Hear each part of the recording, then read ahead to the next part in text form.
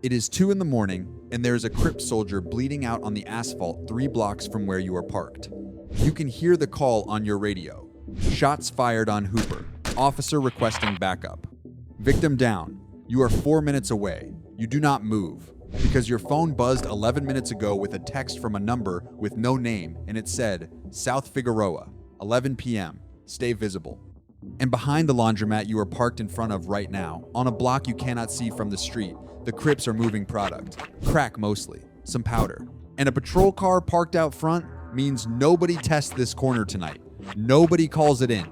Nobody even slows down. You are not here to protect the public. You are here to protect the business. 4 years ago, first week on patrol, Rampart Division, one of the busiest in the city. Gangs, drugs, shootings, the full weight of South LA on every shift. Your training officer is a 12-year veteran named Reyes. He knows every corner, every face, every set operating in the division. He is exactly the kind of cop you came on the job to be. You grew up watching what this city did to itself. You decided you wanted to be on the side that stopped it. The first week, that feeling is real. Sharp. You believe it completely. Third shift together. You pull over a car for a broken taillight. The driver is too nervous for a taillight. His hands shake on the wheel. He can't look at either of you. Reyes talks to him for 90 seconds, comes back, tells you to write a warning, and let him go. Later at the station, you ask Reyes about it. That guy was carrying drugs. You say. I could smell it from the back of the car. Reyes looks at you. Yeah, He says. he was.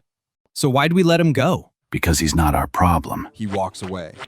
No explanation. No wink. Nothing.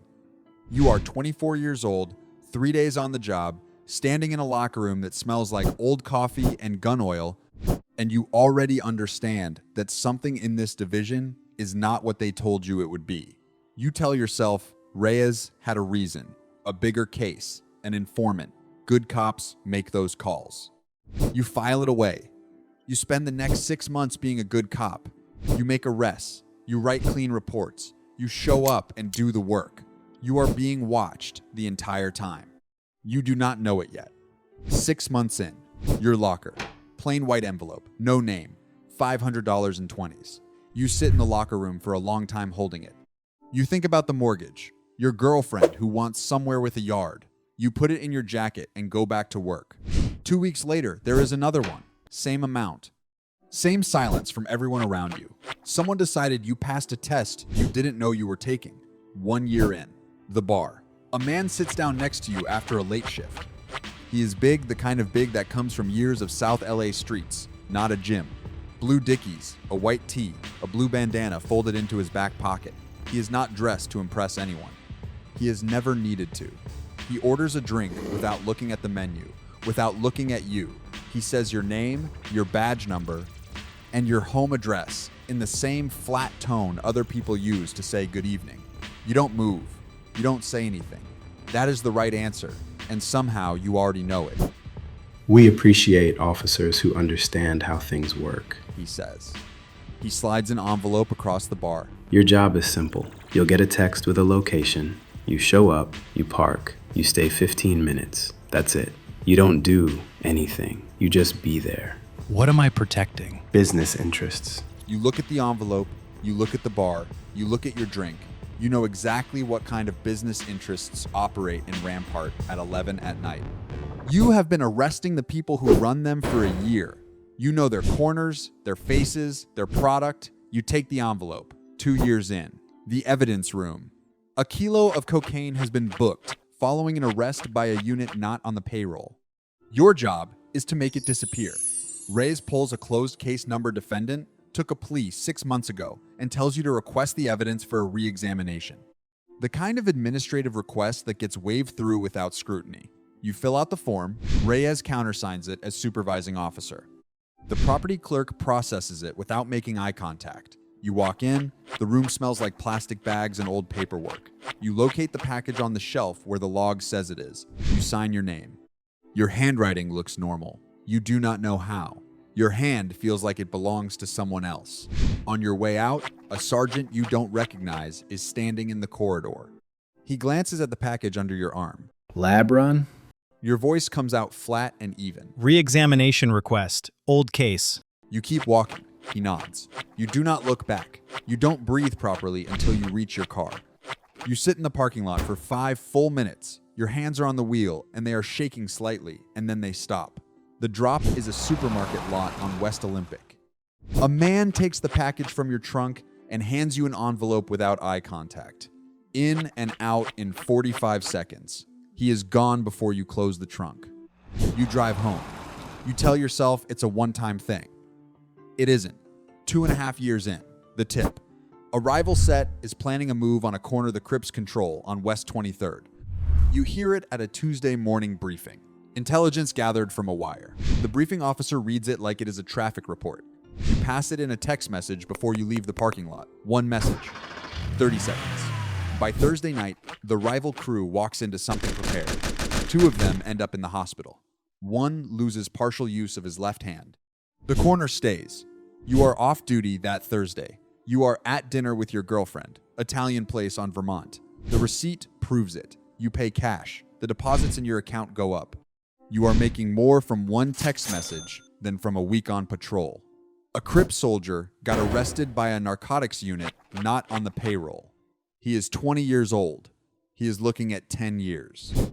He is scared enough to talk, and if he talks, people go down. Important people, including the man with the blue bandana who slid an envelope across the bar 2 years ago.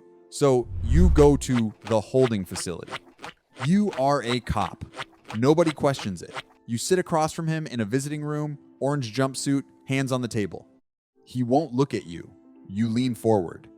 Your mom's still on Hooper? You say, like you are making conversation. Good block. Quiet.